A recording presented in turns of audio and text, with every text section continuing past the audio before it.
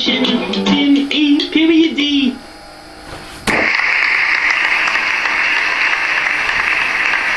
Hey everybody, and welcome to everything. My name is Tim letter E period D, and if you're my friend, then you already know that.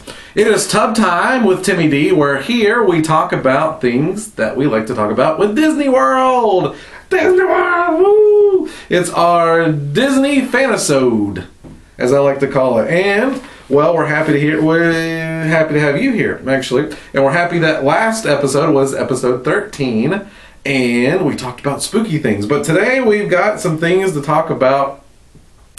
Well, it's kind of like where they used to do movies and television type shows. They don't really seem to do that anymore, which is quite a shame. But I'm going to give you the trivia tidbit for the day, and it's by the Disney by the Numbers book, Anthony Casanova. And it's this.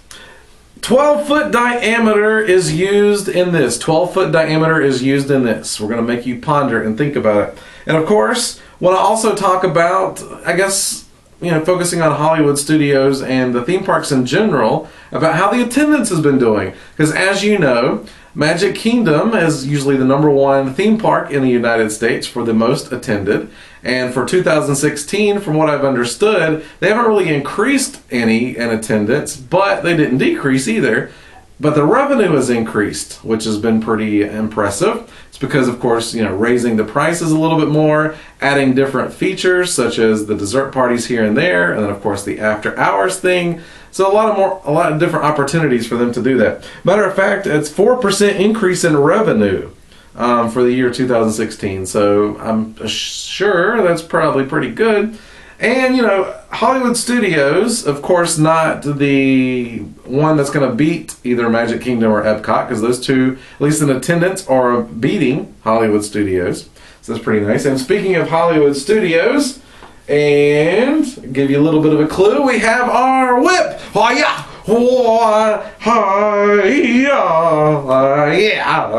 It's Indiana Jones. And I haven't seen the Indiana Jones Stunt Spectacular in a long time, but I definitely want to check that out.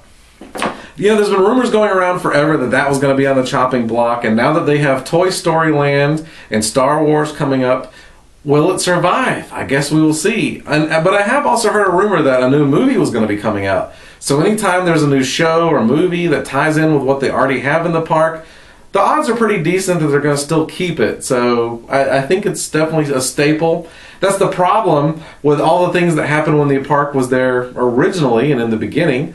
Things seem to fade out little by little. But I love that it's there. And hopefully the next time I go, I can check it out. And then, I don't know who put this thing in the tub, but apparently it's Universal Studios bag. Dun dun dun.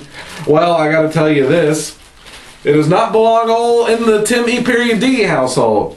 But I'm going to be quite honest and straight up with you. I have visited the park before, but I love how Disney, they're like, hey, look, Universal Studios, we hear that you're in work and that you're going to try to open, so we're going to open a year before you in 1989, and then you're going to come around and open in 1990.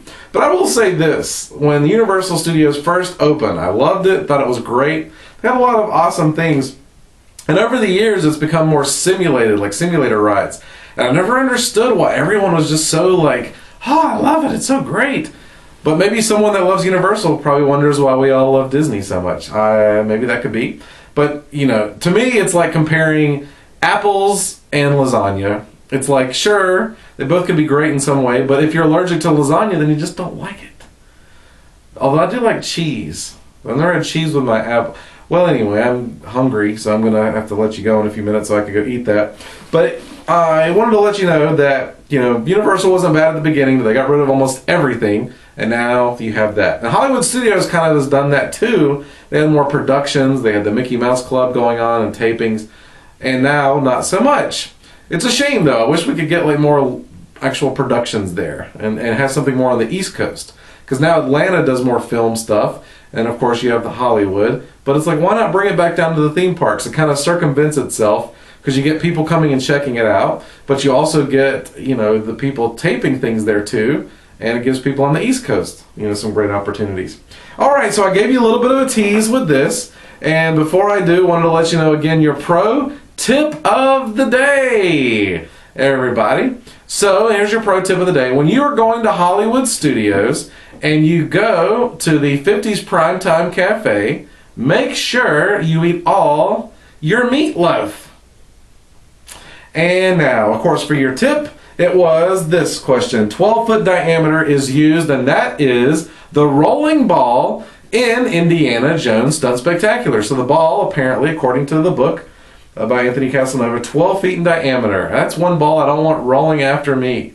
I might be a squished Swedish meatball. That wouldn't be good. Well, that's all I have time for today. So we hope that you, of course, have a magical day. Bye-bye.